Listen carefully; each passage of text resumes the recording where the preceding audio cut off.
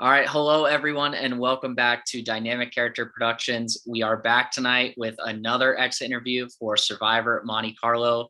Morgan, Lilly, and I are joined tonight by our runner-up, Mr. Michael Reilly. Michael, how are you?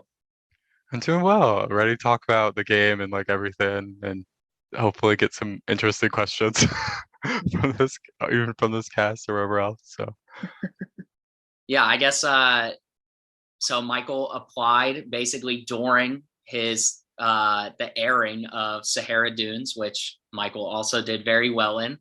And I got to be honest right away, I'm not surprised that you did very well again. I know I made the joke in the cast assessment that I was, looking for everyone to do well and that everyone would, I was excited to see everybody play. But yeah, I felt like for you in a long game, based on what we had seen in the mini, it was either going to be like high or low for you. I thought that like you could go out early, but again, with the one world twist, it kind of gives quieter players. I think Victoria mentioned this in her exit. It gives quieter players a chance to become social right away. They're not kind of put off to the wayside to start. But yeah, or you could do very well, which you did, and you earned a good bit of votes at the end. thankfully, yeah. So Lilly, I'm sure you have a lot of good questions for Michael tonight. So go ahead and crack away. Yeah, I mean, I think the big question that a lot of, returning players get is how did you approach this game differently, having your experience playing another DCP game, even though it's a different format, if you had a different approach at all? Because as Ian mentioned, you did very well in Sahara Dunes. Like there was only very few ways to do better, and you still found a way to do that in Monte Carlo. And I think that's very impressive. But just wanted to open up, see if you had a different approach or if things in this game led to a different route for you to the end than it did in the mini. I feel I coming in, I didn't change my approach too much. I kind of just came in and was like just kind of getting to know everyone, kind of see where the cast was at, and kind of from there decide things. Obviously, I would say my game kind of changed in how I did and how I handled situations pretty drastically in a lot of ways. But as like just due to how things went down. But yeah, initially I kind of just came in the same way with a similar plan and hoped it'd work out just as well or better. So Yeah. And do you think that your gameplay works better in a mini or a long game, or is it more reliant on the castaways that you play with?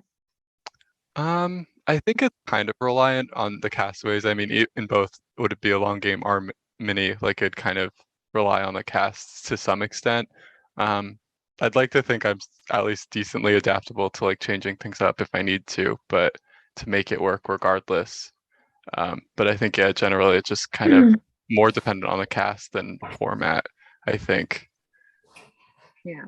I do think there is something, I don't know what it is, but you got that special, like, I don't know, you got some special sauce in your game, because even as I'm reading this question, I'm thinking in my head about the Monte Carlo cast versus the Sahara Dunes cast. And I kind of think they're wildly different in that I think there are more bigger, louder characters in Sahara Dunes than there was in Monte Carlo. And you did just as well. I think you're right. You were adaptable. Do you think that, like, what do you think the viewer isn't seeing where we're not seeing that like pizzazz or like the special sauce in you? Because we do know you're playing a good game. I kept thinking like, oh my gosh, Michael's still here. How is he still here? You know what I mean? So how are you still here? I think I think maybe it came down to like social game. Like I feel like something that's hard to highlight in the episodes is just like how much I was like trying to bond with people and like talk to people and like how I'm approaching them. Especially over like Messenger and stuff. A lot of that obviously can't be shown. So I think that's probably part of it. Yeah. And so I didn't play as flashy this time, I think also is part of it. Uh yeah, this game, if I played flashy, wouldn't have gone very well, I don't think. So Yeah, there wasn't a single person all game, and I talked about this in Connor's exit. A lot of people brought it up. Like there wasn't anybody that was in the game that was like unlikable. Like everyone was likable to some, at least to some extent. Like everyone, liked everyone as a person, even if they weren't aligned in the game. But there was no one all game long that said anything bad about you. I mean, even just like slightly bad things like, oh, they're hard to talk to sometimes, or like we don't see eye to eye strategically. Like everyone, whether they voted for you 37 times in a row or not, like everyone had always positive things to say about you. And I think that's kind of what, maybe we don't see strategic pizzazz, but that's social pizzazz. Not a lot of people, actually not anyone, got the social praise that you did all game long of just, regardless of who it was, they could have a conversation with you. They felt like, it was, I mean, again, I think Lilly said in Exile, like you want to be on calls with people that like the calls are fun, like you get along with them, but like also the person might be funny. They might have good stories, whatever the case may be. Yeah, I think your pizzazz is kind of an under the radar social butterfly type of special spark you got there. So Yeah, I mean, I just try to keep it fun, like that's part of the game for me is just having a good time, So yeah, that's kind of my goal, especially like early on. Like that was just my only goal essentially, was just like, let's hop on calls and have a good like laugh. Like that was about it. So yeah, I think that just helped long Yeah, I term. think it definitely, especially in this like stressful game where people like are worried about what's going on behind their back. Like if they are figuring out who they're talking to and they're like, oh, I'm scheduled to talk with Michael, like, and they know they can take a breath during it. I think, yeah, that is a big part of people wanting to keep you around, which we see happen in this game. Mhm. Another aspect of your game that we've kind of talked about through exit interviews is after Nick goes on Ruken, you guys kind of have a winning streak, right? And Mhm. in winning streaks, you don't get a lot of chances to like prove loyalties with people. You don't have a lot of openings to make strategic moves, to make strategic alliances. And we've seen like in Exile in the last season, like people's downfall was they couldn't have that strategic moment while they're winning. How do you think that this part of your game shaped you post merge? Like, did it set you up for success, or were you like ready to go because you weren't able to be as strategic? Yeah, it made me excited for the merge because I was finally like getting more time to play. Although it kind of also lulled me a bit into a false sense of security within Rukan, I think, of like how we're gonna be as a group and like how it was gonna go down there. Because I thought we'd at least survive a vote. I really did. Uh, so, um, but so I had to change it up there. But that's kind of what I thought everything was at. Pre-merge was like a strong group, at least for the time being, and then we could go from there. But I was slightly off. Were you surprised that when Connor and Will flipped, they chose to vote out? Well, and Kiley, they chose to vote out Andrew. Did you think that if there was somebody that was going to flip, who did you think would have gone on the like original Ruken tribe going at the merge? Yeah, if someone was gonna like flip and someone was gonna get taken out, honestly, it wasn't shocking that it was Andrew. Like I think if it was basically anyone else, I would have been a lot more surprised. But yeah, with like Connor and Will flipping, like Kylie flipping kind of surprised me. Obviously post game, I know now why. Or even during the game, I found out why. But yeah, with Will and Connor, it was very much like, yeah, that makes sense. I can see why they would make that move. So yeah, it wasn't shocking that it was Andrew that would go. He was such like a leader and figurehead, and kind of propped himself up that way. So Mhm. And at the merge, before the vote, were you beginning to formulate your path to the end? And if so, who were you kind of thinking would be at that final four with you if Andrew hadn't gone and people voted with you? yeah, I was thinking of I think it like I'll kind of touch on it a bit later too, because I think Margaret's question kind of this is a bit of a response to it, but I was hoping to be the one to break up Ruken personally. Like that was a end goal of mine at some point. really happen that way. I was hoping like maybe a round or obviously would have been two. The mini format, I don't think it would have been able to happen then. But like at final nine, I probably would have tried to pull in Connor and Will since I knew they felt like they were the very bottom of Ruken, and pull in probably the two Serpones who are left, who would be probably McKenna and Mike, honestly, and try to form something there. And I'm sure they'd probably pull in Kiley then. So that would lead to like Andrew, Parker, and Margaret kind of all going in a row too, which would have been sad on a personal level, but game level, I would have been destroyed by them. So if they lasted any longer than that. I think that you not flipping in this game shows the difference in you playing in Sahara Dunes, right, in Monte Carlo. And I think, again, I just want to make this full circle. I love a full circle moment.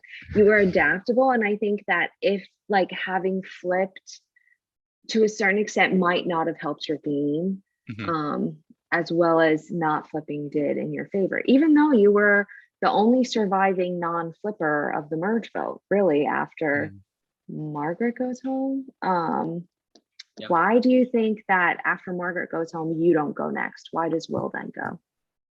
I think part of it was at that point, I'd really been working on my relationship with Jonathan from like Ruken 2.0, going into the Kyle vote, and then even like early merge. I was kind of being, I think part of it also was me being straightforward. Even during that like merge vote, I was like, I guess I'm voting out one of the Serpone. Like I wasn't saying Victoria, but I was like, they could probably guess or assume it's Mike, which is fine because I wouldn't be opposed to that either if it even flipped there. But I think that was more part of it. And also I think a little bit was underestimation at that point in the game by some people. I have two questions for you, Michael. The first is kind of right where we are now. Do you feel like, and this just came to me as you were answering that question, but do you feel like you and Jonathan got off to such a good start because you guys started your alliance at the final 10 mini round, correct? Okay. So at that point, do you feel like your position at final 10 was so easy for him to not prey on, but like relate to you with, because he was sort of in the same position at final 13 when the first swap? Like, do you feel like that helped propel your relationship so quickly? Because I mean, we do see like you kind of in the episodes talk to him for the first time at final 10 alone, and then right away in final 9 you guys are in like a big alliance together, and there seems to be a lot of trust there. So do you feel like that connection or that similarity helped your relationship with Jonathan?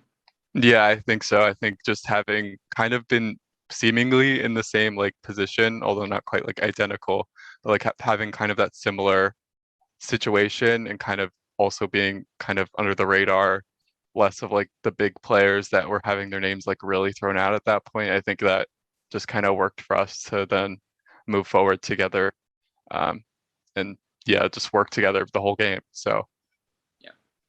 And then my second question backtracks a little bit. I really want to get your take on this because, like Lilly said, you kind of go through the pre-merge and just win most of the time. Do you feel like, and I know that like Andrew and Will also kind of had the same, pre-merge just winning streak, basically. Do you think you found yourself wanting to play more because you had already played in a mini? You kind of felt like, going to tribal was okay. Whereas even myself, like in my first game, I just wanted to keep winning. Whereas like now I see the benefit of going. I mean, even if you do have the chance to go home every time, it sets you up better for the end game. And this isn't a knock on Andrew or Bill, because again, I felt the same way.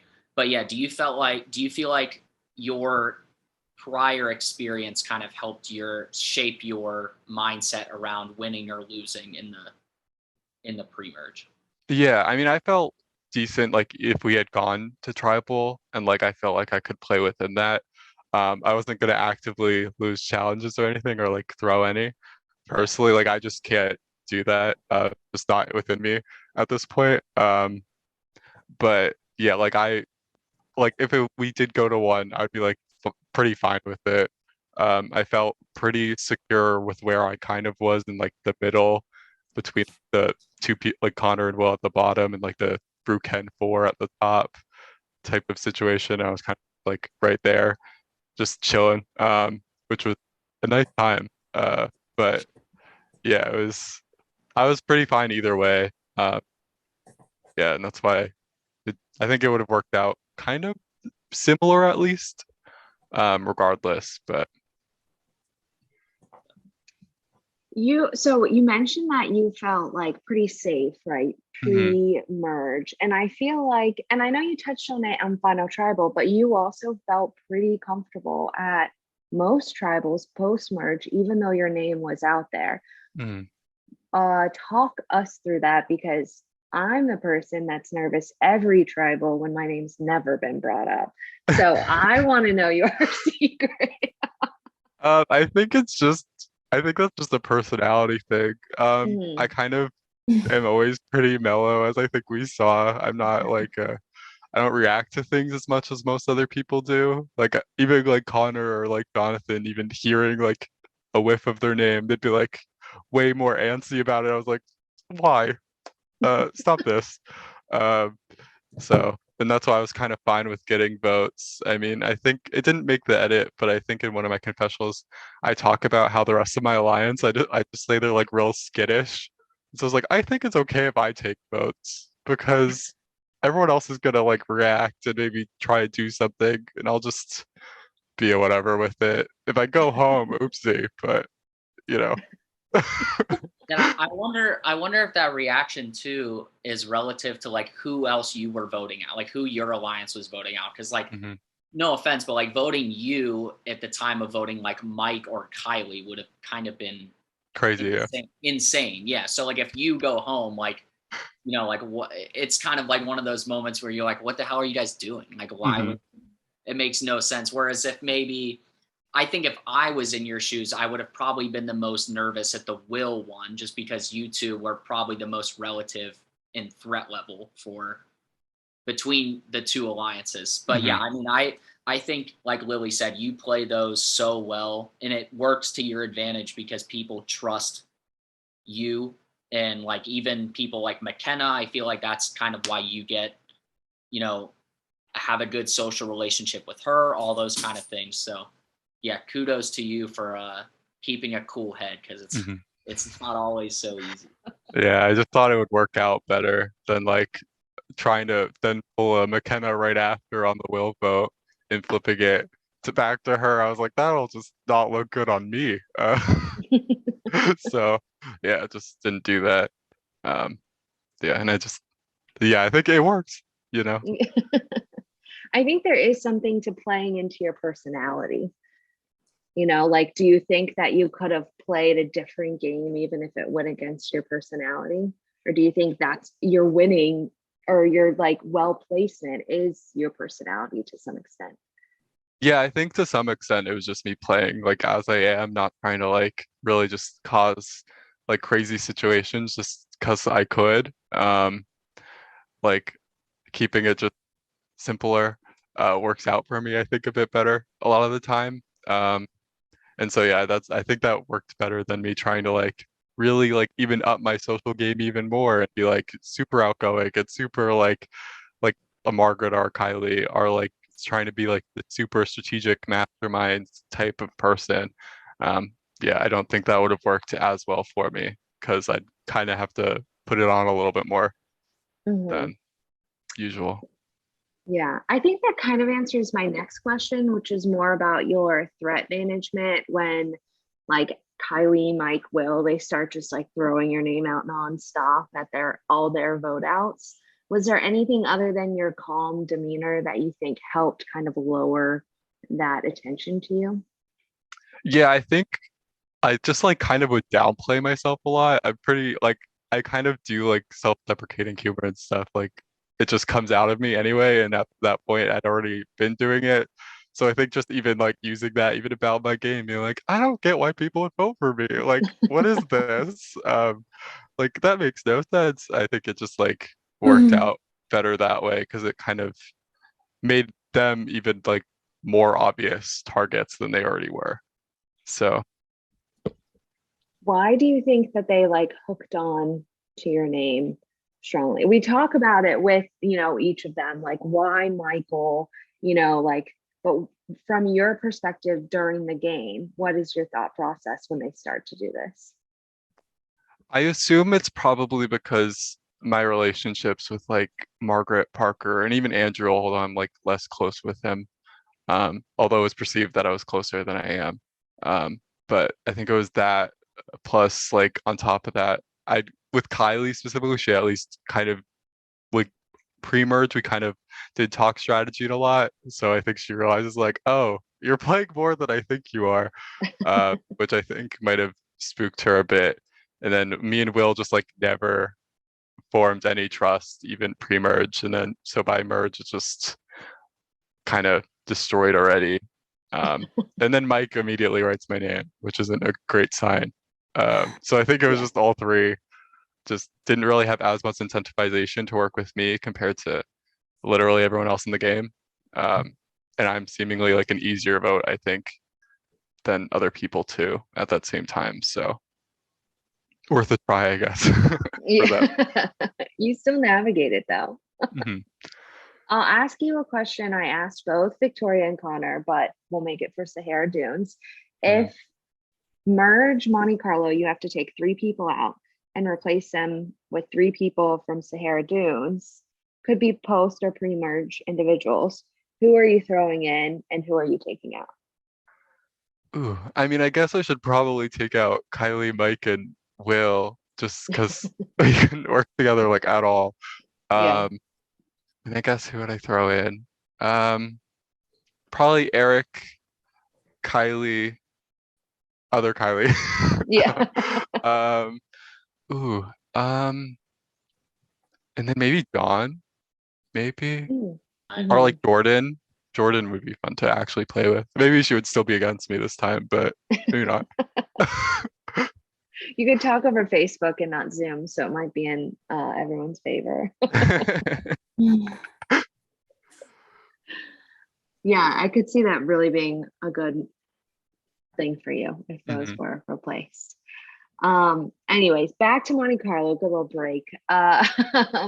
Was jury management a consideration for you during your post-merge game? And at one point, if it did happen, when did it start to sink in that you might have to deal with that? Like final tab. Right after I got left out, I was like, oh shit, like clearly I'm doing something wrong. I gotta change it up. And in that I was like, okay, what can I do both to get to the end, and also to like have a good chance with the jury. Like I probably could have aligned with like Mike and Kiley and got third, or fourth or something. But yeah, it was more I wanted to like who was like kind of at conceding at more at my level and then trying to just like work with that and who would really beat me. I think you navigate that really well, and it leads into, we've mentioned it, your final tribal was very strong. You were very like eloquent, well put together, it all made sense. You kind of are answering the jury's questions in the way that they want them to be answered, which I don't know that we really see it as much from the other 2 people, even though, Jonathan also had a strong final tribal council. What do you think made your final tribal so strong? And then I guess, yeah, that's the main question. What do you think made it so strong? Yeah. I think part of it is just general confidence in my game. Like I really like the game that I played, and so that kind of helps in selling it. Is that I enjoyed how I played and think it was like good and effective and could point stuff out. And I think part of it that worked is that I think it surprised people a little bit how like eloquent I was, because I kind of generally am bumbling and just floating around sometimes in conversation and a bit spacey. But I was really trying to be like, I have to be like on and present the whole time and make sure I do that, which I think also helped in the moment, because I don't think people expected that as much going into it. I think people expected you to be more quiet. At least I did as a viewer. But you're right, you were strong and confident, and I think like everyone loved to see it. Was there any aspect of your final tribal you were surprised by, or anything you felt like you should or shouldn't have said or approached maybe? Um, Not that I could really think. Like, I really like my final tribal, so I don't think there's much I would have changed besides maybe the Victoria answer to sound a bit more confident. Um, like I think I was sounded a little bit less confident than I could have. Um, but that was about it. Otherwise, I felt like pretty good. I can't really think of anything like that I would change the answer of just based off my game, unless I just wanted to like bold-faced lie Yeah. about things that I did or something. So, Yeah, was there anything at final tribal of everybody else that was there, including jury, that surprised you? um, I think that Andrew had already like fully decided he was voting Jonathan. Um, was one that like immediately shocked me. I was like, oh, I thought it'd be more open at least. Like I knew Jonathan was going to be big competition going into tribal. Like I hadn't there was no like final three scenario once me, Victoria, Jonathan, and Connor were the final four where there wasn't going to be at least some kind of battle going on. But Mhm. yeah, and I think a lot of people kind of not everyone, but I think a decent amount of the jury kind of had at least some of idea of where they were going, like to one side or the other, or like were pretty set on certain people, which wasn't entirely shocking. But yeah, that one I was like, oh, okay. I think you might have gone over this in your reunion, so you guys can cut me off if so. But do you think you had a better chance of winning if Victoria was in Jonathan's place? Or if Um, anybody else was in Jonathan's place, I guess, really? yeah, I think we went over it a little bit, but I think it's like about the same, honestly. Um, I think we're all kind of on a fairly even playing field. Like I think maybe we would have tied. I honestly think that's probably what would have happened. Yeah, I Um, think when we did it, it was 4-4. yeah, And then Connor would have had to be the deciding yeah. vote. And I know Connor would have voted for Victoria, so it would have been kind of a similar situation. Mhm. Which is what it is, but I mean, I was still close anyway. I was worried it'd be like a 7-1 today, or like yes, during the reunion when it was like getting the votes right. I was like, please no. I swore I did better than that. Yeah, I mean, you did. I mean, you did really. I think if we show up to final tribal and no one talks, I think it's a 6-2 vote. I think you earned Will's vote at final tribal. I think, and again, earning a vote is not easy, let alone basically taking it from someone else is not. Yeah. When I think if we had just shown up, Will probably votes for Jonathan, and I think so too.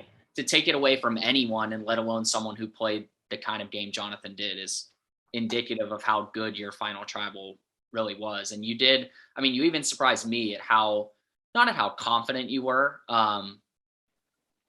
because I had spoken with you during confessionals and or during the game about how you were doing and stuff, but just kind of the way you answered questions, just your demeanor and how you were, like you said it basically seemed like even if you said something incorrect, you said it in a way that no one would call you on it, or like you sounded confident enough to where like no one would come back at you unless they were like it was so off base, which you also didn't do. So I mean, the 3 votes are a hard earned 3 votes, and I mean you did a great job at final tribal for sure.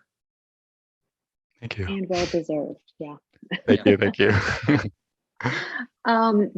Those were all of my questions. I don't know if you two have any questions before Facebook. No, I've All asked right. already, so. Let's go to the Facebook questions. First question is from Kyle.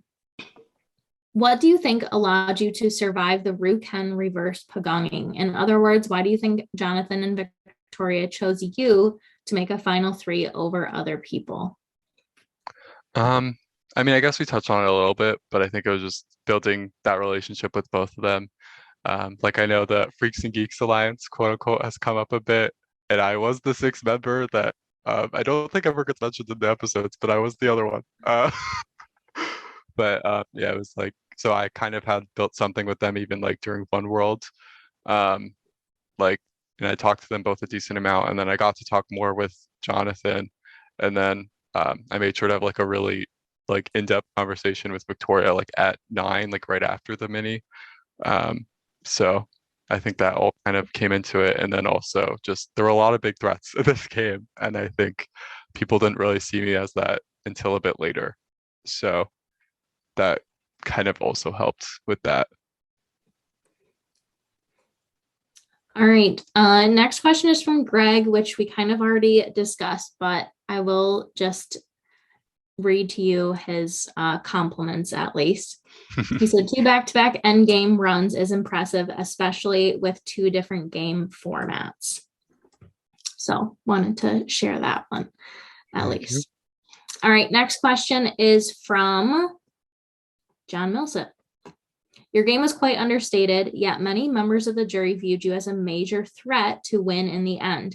What did you do to foster this opinion in the jury while still managing to keep your perceived threat level low enough that others wanted to sit next to you in the end?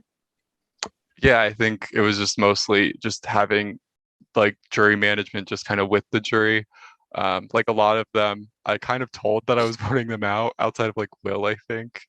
And Margaret and like Parker, but that was just because I was like, I don't want to do this. This is more just I have to make a game decision to survive. But then Will, I didn't tell, but like Mike and Kylie, I kind of just told them, and even McKenna and Victoria, I just kind of like told them and like spoke to them and just were like, let's just have a good time instead, rather than like I'm not gonna just start plotting with you too much at least. And yeah, I think that was just a big part of it. For a lot of the jury. All right. Next question is from Margaret. My guy, I have nothing but love for you. We didn't get to see Chaos Michael in this game like we did in your mini. Is there a chaotic move you would have loved to pull off this game if there had been the opportunity? Yeah, outside of the destruction of Ruken, not really. Yeah, I don't think at any point there were many like moves that I felt made much sense. Like I did genuinely consider like working with Mike and Kylie for like even a vote, but I was like, probably should do that. I can't even reason to myself like a good like anything that'll besides like getting out another big threat and like surprising people. But that's about all that I'm gonna get out of that. But yeah, otherwise not too much. I mean, I think pre-merge there wasn't even many chances to cause chaos. So unfortunately, yeah. All right. Next question is from Alex Trias. Very impressive for you to manage to improve your placement from Sahara to Monte Carlo. What do you think helped you move that extra step in Monte Carlo and get to final tribal council? Honestly, I think it was just I was more reliable as a player to work with people and stuff. So I think I built trust better in this game compared to Sahara Dunes, where I was kind of, especially near the end, I was just the wild card, kind of. I was just like left around and one final 5 immunity. That's the only reason I even survived that vote, I think. So, I think that's more part of it is just being like reliable and stable and not being chaos Michael. Like I probably could have been, but yeah, I don't think it would have worked to my benefit and nearly anyway. All right. Next question is from Kylie Scruggs. Michael, my chaotic king. I have absolutely loved watching you play in a long game, and I'm so proud of you for making it to the very end this time around. 2 questions. Which game format did you have more fun playing? And what is your favorite thing about each of the Kylies you've played with? So, I mean, I think I like the long game format more.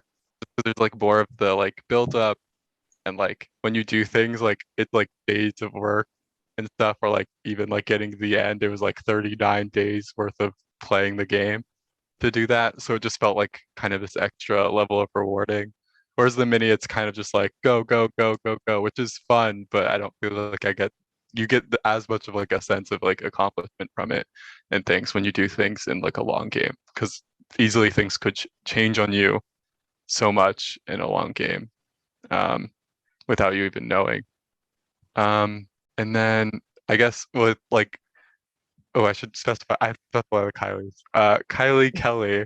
So for this game, with her, it's always like so fun to like hear all her stories and stuff. Like she's just such like a charismatic person all the time.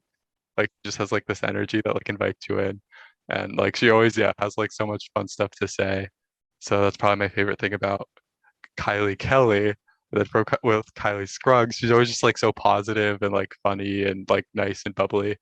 So whenever I talk to her, I always know like, oh, this is gonna be a fun time. Like we're just gonna have a blast. And yeah, all the best to both of them, all love. So yeah.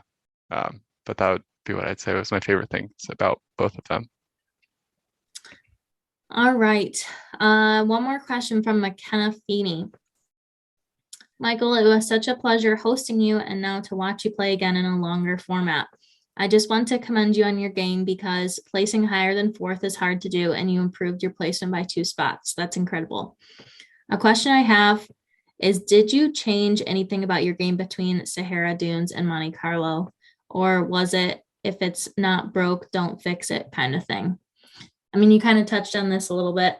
I don't know if you have anything else to add. Yeah, I was just kind of, I came in with I'm not going to change much. It worked out pretty well last time, but then just like kind of circumstances of the game, the cast, like what I thought would work well for me and what didn't, I changed it up a bit to be a bit more of like a loyal, like kind of just like consistent player, just like knowing what I want to get done and getting it done, rather than just be like trying to throw wrenches into things just because I could.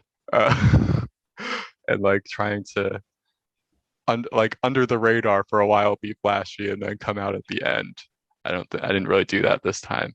So, but that was more down to circumstances than an initial plan. All right. Well, thank you to everybody for your questions. As always, it's great to add to our discussion in that way. So I'll turn it back over to Lilly. Yes, we have a couple questions we like to end every interview with. I have one and Ian has one or sometimes more. My question is, if you could sum up your game in one word, what would it be and why? Okay, so I thought a lot about this. And the word I came up with was perennial. It's just kind of like enduring and like surviving and like long lasting, like with a plant. And I was just like, oh, it's a plant, so it's like calming, soothing, like that works. But yeah, just like that just means you're gonna come back again next season and just like, yeah, why not? Making it to the end. Just go to be in every single season from now on. Just I'm part of the production as a cast member. A permanent cast member. Yeah. I like the word. Good word. Thank you. Yeah, it's a great yes, one. my only question for you this evening, Michael, is from marooning until end of game, who impressed you the most from the cast of Survivor Monte Carlo and why? I mean, I guess it's kind of a basic answer, but Jonathan, because he beat me, which I would consider an impressive feat personally. And also like Victoria and like McKenna, I got to like, as working with them for so long, I got to like see so much of their game, and like how just like in charge they were in so many ways. And I was one of the fortunate few who got to see it more from that end rather than it just kind of being the receiving end of like losing to them, essentially. Yeah, so that's what I'd say.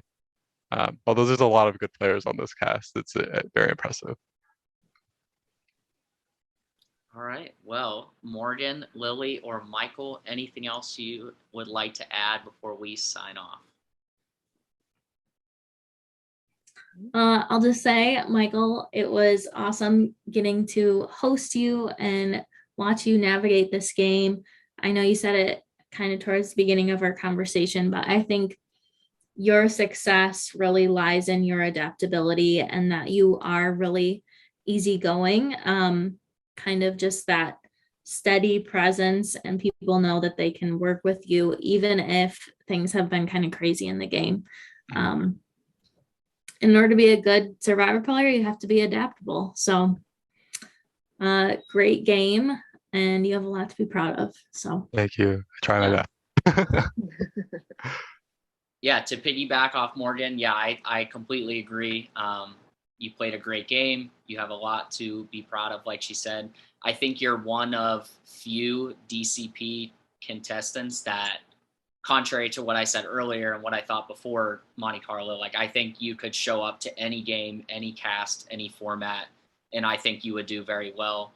I can probably count on one hand the amount of people that I feel like would do that. And yeah, and not only have you done well, but you've, like Greg said, made 2 end game runs, one where you could have won and one where you almost won. So yeah, it's really impressive, and it's cool to see that because we saw it in back-to-back games, different formats. So yeah, it was interesting to see, you kind of your brain work in the long game format this time around. And yeah, I'm very thankful that we were able to have you again and in Monte Carlo. So Thank you.